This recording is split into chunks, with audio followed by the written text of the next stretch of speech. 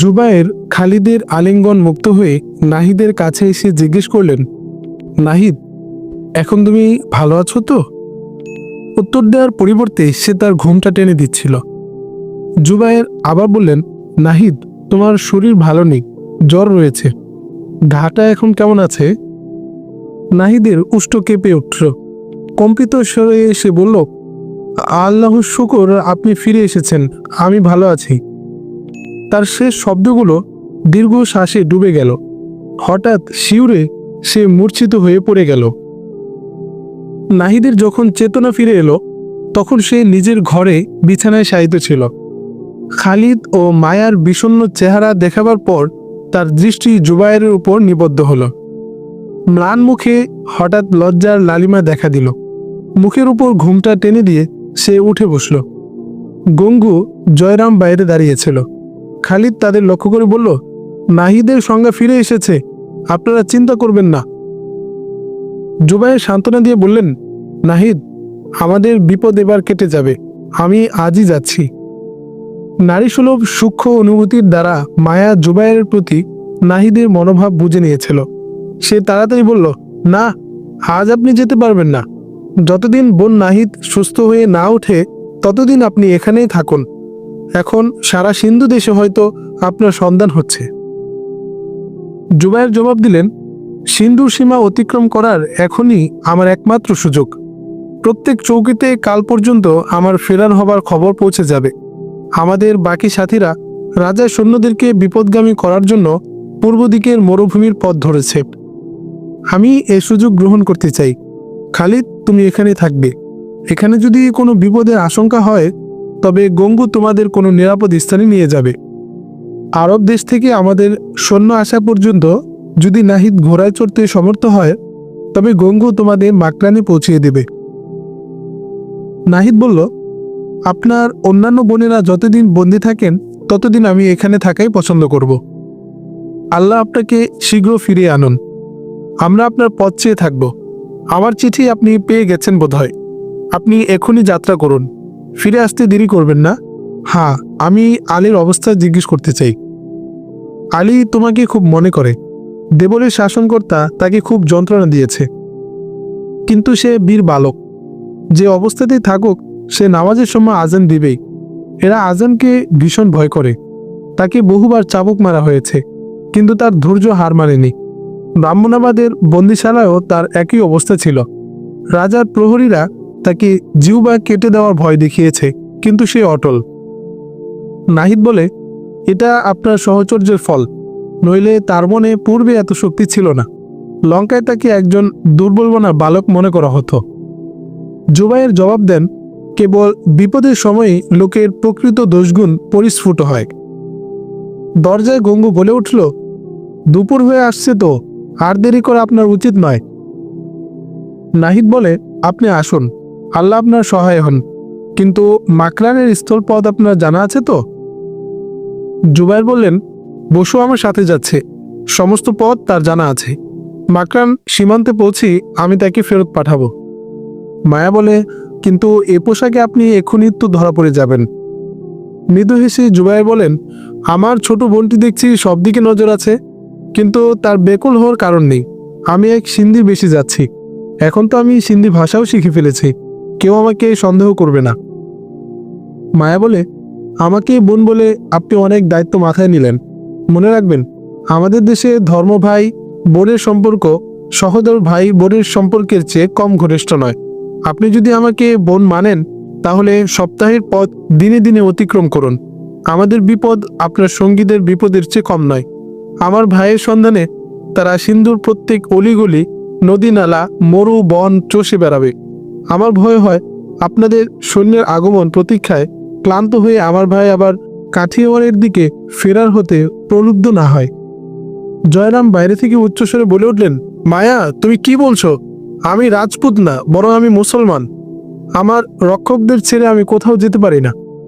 মুসলমান? আমার ভাই মুসলমান?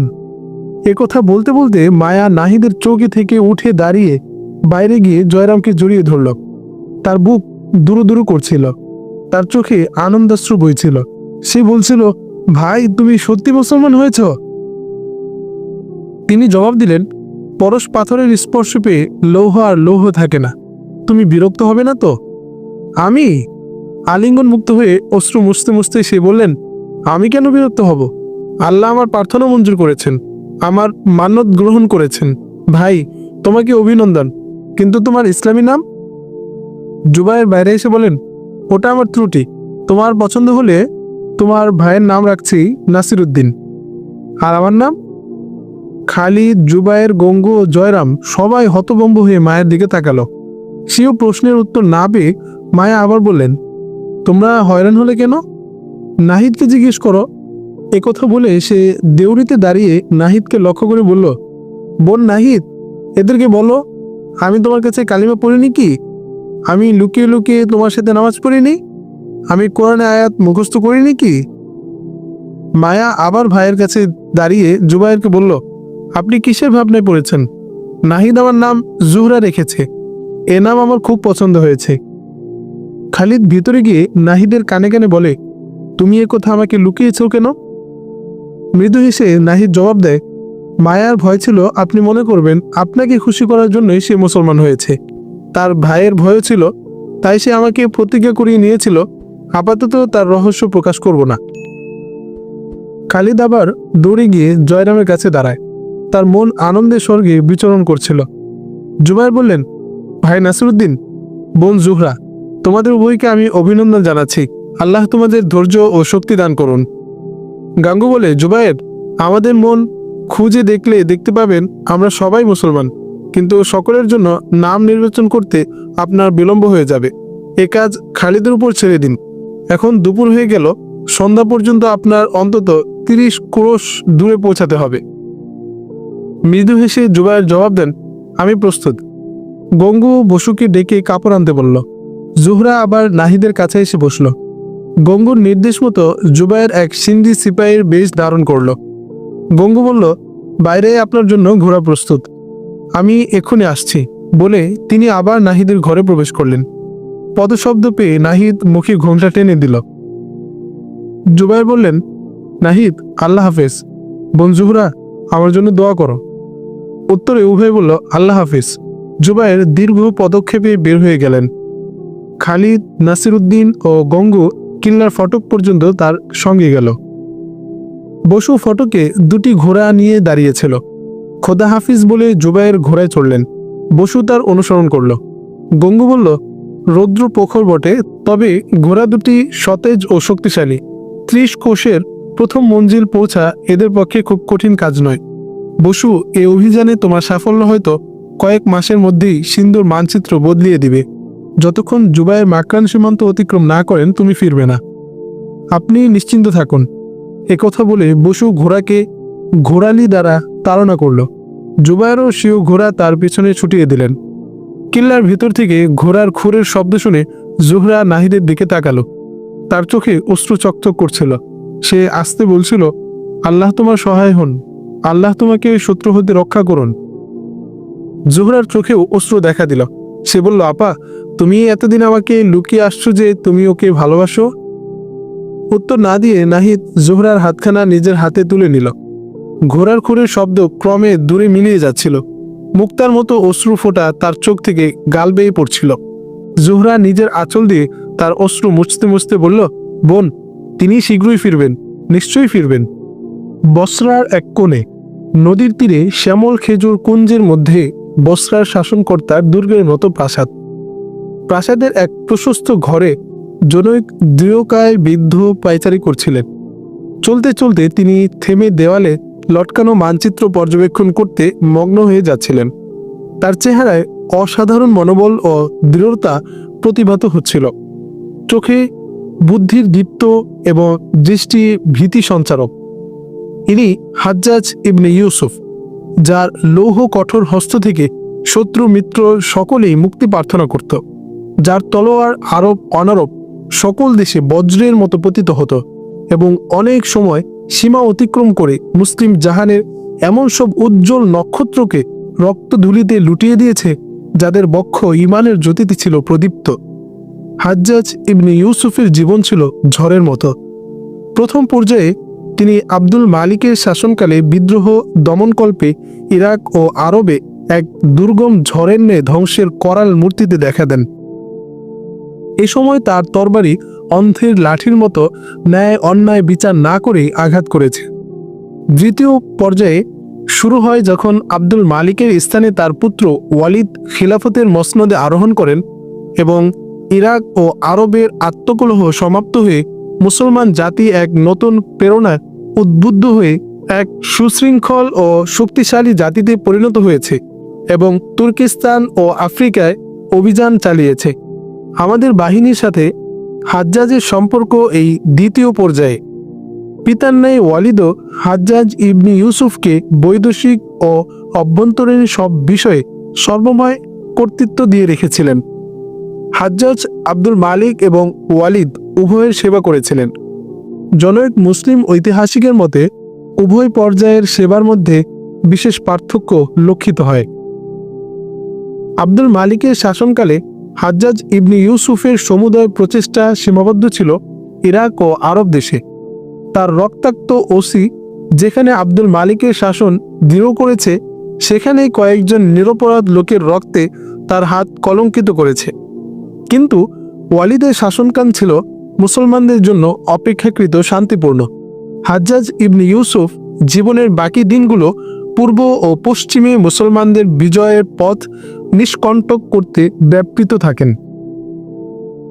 হাজ্জাজ ইবনি ইউসুফের জীবনের শেষ পৃষ্ঠাগুলোতে যখন আমরা চোখ বুলাই, আমরা বিস্মিত হয়ে দেখতে পাই সিন্ধু, তুর্কিস্তান এবং স্পেনে মুসলিম শাসন প্রতিষ্ঠা ও ইসলামী পতাকা উড্ডীন করতে বিধাতা এমন এক ব্যক্তিকে নির্বাচন করেছেন যিনি কয়েক বছর আগেই মক্কা অবরোধ করেছিলেন।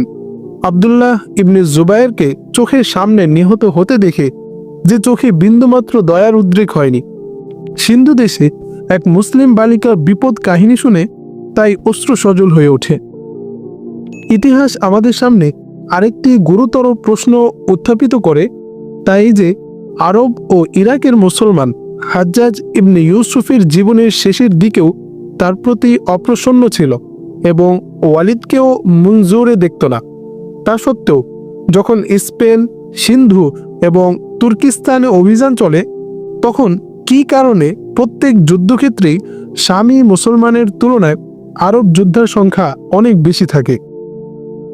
এর একমাত্র উত্তর এই যে নেতৃত্বের দোষ ত্রুটি থাকা সত্ত্বেও মুসলিম জনসাধারণের ব্যক্তিগত আদর্শ অত্যন্ত উচ্চ ছিল।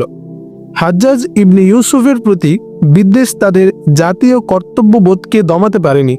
তারা যখনই শুনল তাদের ভাইরা আফ্রিকা ও তুর্কিস্তানের অন ইসলামী শক্তির বিরুদ্ধে যুদ্ধে ব্যাপৃত, তখনই পুরাতন অভিযোগ ভুলে তড়িৎ তাদের পাশে গিয়ে দাঁড়িয়েছে। কাজেই ওয়ালিদের শাসনকালের বিরাট বিজয় অভিযানের কৃতিত্ব হাজ্জাজ ইবনে ইউসুফ বা ওয়ালিদের প্রাপ্ত নয়, বরং সেই জনসাধারণের প্রাপ্য যাদের ত্যাগ ও আন্তরিকতার মধ্যে লুকোনো থাকে প্রত্যেক জাতির উন্নতি ও সাফল্যের রহস্য। হাজ্জাজ ইবনে ইউসুফ অনেকক্ষণ পর্যন্ত দেয়ালে লটকানো মানচিত্র দেখতে থাকেন। অবশেষে তিনি একটি মানচিত্র নামিয়ে সামনে রেখে কার্পেটের উপর বসে পড়েন। অনেকক্ষণ চিন্তা করার পর তিনি কলম দিয়ে মানচিত্রে কয়েকটি চিহ্ন দেন এবং মানচিত্রটি মুড়ে পাশে রেখে দেন। এক সিপাহী ভয়ে ভয়ে ঘরে ঢুকে বলল, তুর্কিস্তান থেকে একজন দূত এসেছে। হাজ্জাজ ইবনে ইউসুফ বললেন, আমি ভোর থেকে প্রতীক্ষায় আছি, তাকে এখানে নিয়ে এসো। সিপাহী চলে গেল এবং হাজ্জাজ ইবনে ইউসুফ আবার মানচিত্র দেখতে মগ্ন হলেন। কিছুক্ষণ পর বর্ম পরিহিত এক ব্যক্তি ঘরে প্রবেশ করল। গঠন ও উচ্চতায় তাকে যুবক এবং চেহারায় 15-16 বছরের বালক মনে হচ্ছিল। তার মস্তকে তাম্র নির্মিত এক শিরস্ত্রাণ শোভা পাচ্ছিল। দৃঢ় গঠন, দীপ্ত নয়ন এবং হালকা অথচ বদ্ধ উষ্ঠ এক অসাধারণ দৃঢ়তা ও মনোবলের পরিচয় দিচ্ছিল। তার গঠন সৌষ্ঠব ও চেহারায় এক অপূর্ব আকর্ষণীয় শক্তি ছিল। হাজ্জাজ ইবনে ইউসুফ বিস্মিত হয়ে তার দিকে চেয়েছিলেন। অবশেষে তিনি কর্কশ স্বরে জিজ্ঞেস করলেন, তুমি কে? বালক জবাব দিল, আমি এক্ষুনি খবর পাঠিয়েছিলাম, আমি তুর্কিস্তান থেকে এসেছি। বেশ, তুর্কিস্তান থেকে তুমি এসেছো। আমি কুতাইবার পরিহাসের তারিফ করি। আমি তাকে লিখেছিলাম সে যেন নিজে আসে বা কোনো অভিজ্ঞ সেনাপতিকে আমার কাছে পাঠিয়ে দেয়, আর সে এক 8 বছরের বালককে আমার কাছে পাঠিয়ে দিয়েছে। বালক শান্তভাবে উত্তর দিল, আমার বয়স 16 বছর 8 মাস। হাজ্জাজ ইবনে ইউসুফ গর্জে উঠে বললেন, তুমি এখানে কি নিতে এসেছো? কুতাইবার কি হয়েছে? জবাব না দিয়ে বালক অগ্রসর হয়ে তাকে একখানা পত্র দিল। হাজ্জাজ ইবনে ইউসুফ তাড়াতাড়ি পত্রটি খুলে পাঠ করেন। খানিকটা শান্ত হয়ে তিনি জিজ্ঞেস করলেন, তিনি সোজা কেন এখানে এলেন না? তোমাকে কেন এই পত্র দিয়ে পাঠালেন? বালক বললেন, আপনি কার কথা জিজ্ঞেস করছেন? হাজ্জাজের ধৈর্য নিঃশেষিত হয়ে যাচ্ছিল। তিনি চিৎকার দিয়ে বললেন, সে নির্বোধ যার সম্বন্ধে কুতাইবা লিখেছে যে আমি আমার শ্রেষ্ঠ সেনাপতিকে পাঠাচ্ছি। বালক আবার শান্তভাবে বলল, কুতাইবার চিঠিতে যার কথা উল্লেখ করা হয়েছে সেই লোক আমি। আপনি যদি অন্য কোনো নির্বোধের সাথে দেখা করতে চান তবে আমাকে অনুমতি দিন। তুমি আর কুতাইবার শ্রেষ্ঠতম সেনাপতি? তুর্কিস্তানে যুদ্ধরত দুর্ভাগ্য মুসলমানগণকে আল্লাহর শত্রুর হাত থেকে রক্ষা করুন। কুতাইবার সাথে তোমার সম্বন্ধ কি? আমরা উভয় মুসলমান। সৈন্যবাহিনীতে তোমার পদমর্যাদা কি? আমি অগ্রগামী বাহিনীর সেনাপতি। অগ্রগামী বাহিনীর সেনাপতি তুমি? বলখের পাশ কাটিয়ে বুখারা ও সমরকন্দ অভিমুখে অগ্রসর হবার সিদ্ধান্তের পেছনে খুব সম্ভবত তোমার মতোই কোনো উদীয়মান মুজাহিদের পরামর্শ রয়েছে। হ্যাঁ, ওটা আমারই পরামর্শ এবং সেজন্যই আমার এখানে আসা। আর আপনি যদি কিছুক্ষণ ধৈর্য ধারণ করতে পারেন তাহলে সমুদয় পরিস্থিতি আমি আপনাকে বোঝাতে পারি। হাজ্জাজ ইবনে ইউসুফ বিরক্তি এখন বিস্ময়ে পরিণত হচ্ছিল। তিনি বললেন, আজ যদি তুমি আমাকে কিছু বোঝাতে পারো তাহলে আমি নিশ্চয়ই স্বীকার করব আরব মাতাদের স্তনে এখনো অদ্ভুত শক্তি রয়েছে। বলো, আমি ভোর হতে এই মানচিত্র দেখছি। আমাকে বুঝিয়ে দাও যে সৈন্যবাহিনী হিরাতের ন্যায় সামান্য নগর জয় করতে অক্ষম। সে বুখারার মতো দৃঢ় ও শক্তিশালী শহর জয় করতে পারবে বলে কিভাবে আশা করে? হ্যাঁ, আগে বলো, তুমি মানচিত্র পাঠ করতে জানো তো? কোনো জবাব না দিয়ে বালক হাজ্জাজ ইবনে ইউসুফের সামনে বসে মানচিত্র খুললেন। বিভিন্ন স্থানে আঙ্গুল রেখে বললেন, এটা বলখ, এটা বুখারা। সম্ভবত আপনি বুখারা দুর্গের দৃঢ়তা সম্বন্ধে অনেক কিছু শুনেছেন, কিন্তু বলখের কিল্লা তত দৃঢ় না হলেও তার ভৌগোলিক অবস্থানের দরুন অনেক বেশি সুরক্ষিত। বুখারার চারদিকে মুক্ত মাঠ। আমরা সহজে একে অবরোধ করে নগরবাসীকে তুর্কিস্তানের অন্যান্য শহরের সৈন্যদের সাহায্য থেকে বঞ্চিত করতে পারি। রইল দুর্গ, তার সম্বন্ধে আপনাকে আমি আশ্বাস দিতে পারি যে মিনজানিক যন্ত্রের সামনে প্রস্তরের দেয়াল টিকে না। আবার বহুবার দেখা গিয়েছে দুর্গে অবরুদ্ধ বাহিনী বাইরে থেকে সাহায্য পাবার আশা থাকলেও কেবল বেশি দিন আত্মরক্ষা করতে পারে, নচেৎ তারা নিরাশ হয়ে কিল্লার দরজা খুলে দেয়। অপরপক্ষে বলখে আমাদের বহু অসুবিধার সম্মুখীন হতে হবে। নগর আক্রমণের জন্য আমাদের যত সৈন্য প্রয়োজন হবে তার চেয়ে অনেক বেশি সৈন্য দরকার হবে পার্বত্য অঞ্চলে আমাদের রসদ ও সাহায্যের পথ খোলা রাখবার জন্য। তাছাড়া শহর অবরোধ করার জন্য আশপাশের সবগুলো পাহাড় আমাদের দখল করতে হবে। এসব যুদ্ধে পাহাড়িদের প্রস্তর আমাদের তীরের চেয়ে অধিকতর বিপজ্জনক।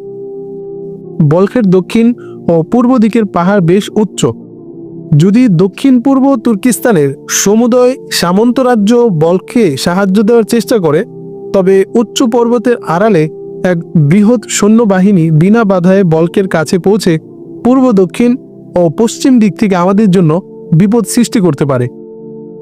যদি উত্তর দিক থেকে তাদের সাহায্যের জন্য বুখারা ও সমরকন্দের সৈন্যবাহিনীও এসে পড়ে তবে মার্ভ থেকে আমাদের রসদ ও সাহায্যকারী সৈন্য আসার পথ বন্ধ হয়ে যাবে। চতুর্দিক থেকেই আমরা বাইরের শত্রু দ্বারা বেষ্টিত হয়ে পড়ব। তা সত্ত্বেও গ্রীষ্মকালে আমরা দৃঢ়ভাবে তাদের প্রতিদ্বন্দ্বিতা করতে পারব, কিন্তু এই অবরোধ নিশ্চয়ই দীর্ঘস্থায়ী হবে এবং শীতকালে পাহাড়িরা আমাদের পক্ষে বিপজ্জনক প্রমাণিত হবে। পশ্চাৎ প্রসারণ করতে হলে আমাদের মধ্যে অতি অল্প লোকই মার্বে ফিরে যেতে সক্ষম হবে। হাজ্জাজ ইবনে ইউসুফ এখন মানচিত্রের চেয়ে এ তরুণ সেনাপতির দিকে অধিক মনোযোগ দিচ্ছিলেন। তিনি বললেন, আরবদের সামরিক পরিভাষায় পশ্চাৎপসরণ শব্দটি এখনও স্থান পায়নি। বালক উত্তর দিল, আরবদের বীরত্ব ও দৃঢ় মনোবল সম্বন্ধে আমার সন্দেহ নেই, কিন্তু সামরিক দৃষ্টিতে এই আক্রমণ আত্মহত্যার শামিল। হাজ্জাজ ইবনে ইউসুফ বললেন, তাহলে তোমার কি ধারণা, পূর্ব দিকে অগ্রসর হওয়ার সিদ্ধান্ত ত্যাগ করতে হবে? না, তুর্কিস্তানের উপর আধিপত্য রাখতে হলে পূর্ব দিকে আমাদের শেষ ঘাঁটি বল্ক হবে না, বরং কাশগড় ও চিত্রলের মধ্যস্থ সমুদায় পাহাড়ি অঞ্চল আমাদের অধিকার করতে হবে। কিন্তু তার পূর্বে আমি বুখারা জয় করা প্রয়োজন মনে করি। এতে আমাদের দু প্রকার লাভ হবে। এটা তুর্কিস্তানের শ্রেষ্ঠতম শহর। মাদারিন বিজয়ের প্রভাব ইরানিদের উপর এবং দামিস্ক বিজয়ের প্রভাব রোমকদের উপর যেরূপ পতিত হয়েছিল, বুখারা বিজয়ের প্রভাব তুর্কিদের উপর সেরূপ কার্যকরী হবে। দ্বিতীয়, বুখারা অবরোধকালে আমাদের যেসব বিপদের সম্মুখীন হতে হবে না, যা বল্ক সম্বন্ধে আমি বর্ণনা করেছি। বুখারা জয়ের পর মার্বের পরিবর্তে একেই আমাদের সৈন্যবাহিনীর মূল শিবির রূপে ব্যবহার করতে পারব। সেখান থেকে সমরকন্দ এবং সমরকন্দ থেকে কোকন্দ ও ফরগানার দিকে অগ্রসর হতে পারব। এসব বিজয়ের পর তুর্কিস্তানের প্রতিরোধ শক্তি বাকি থাকবে বলে আমার মনে হয় না। এরপর আমার পরামর্শ হবে যে সমরকন্দ ও বুখারা থেকে আমাদের সৈন্যবাহিনী উত্তর তুর্কিস্তানের দিকে অগ্রসর হবে এবং কোকন্দের সৈন্য কাশগড়ের দিকে যাত্রা করবে।